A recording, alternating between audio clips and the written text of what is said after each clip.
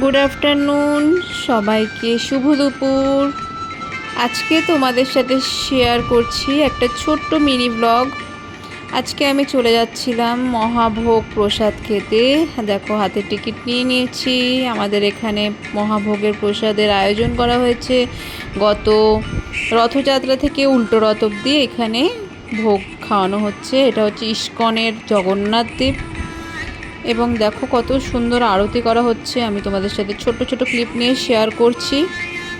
কেমন লাগছে অবশ্যই বলবে। দেখো, ভোগ আরতি দেখার পর আমরা লাইন দিতে গেছিলাম, অনেকটা লাইন ছিল। এটা হচ্ছে ঘোষেশ্বর তলা, কাটোয়া ঘোষেশ্বর তলার ওইখানে। এই দেখো, আমরা প্রায় গত আধা ঘন্টা লাইন দেওয়ার পর আমরা সিট পেয়েছি। এখানে টিকিটের মূল্য হচ্ছে 100 টাকা। কী কী ভোগে দিয়েছে তোমাদের সাথে সব কিছুই শেয়ার করছি।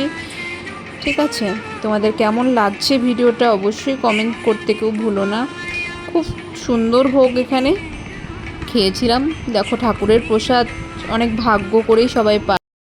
সত্যি কথা বলতে ভাগ্যটা খুবই ভালো ছিল। হঠাৎ করেই মা বলেছিল যে প্রসাদের টোকন পেয়েছি, চলো 100 টাকা করে টোকনের মূল্য, চলো ভোগটা খেয়েই আসি। অনেক ভেবেছিলাম, ভাবনাটা মায়ের কারণে, বাবার কারণে পূর্ণ হয়ে গেছে।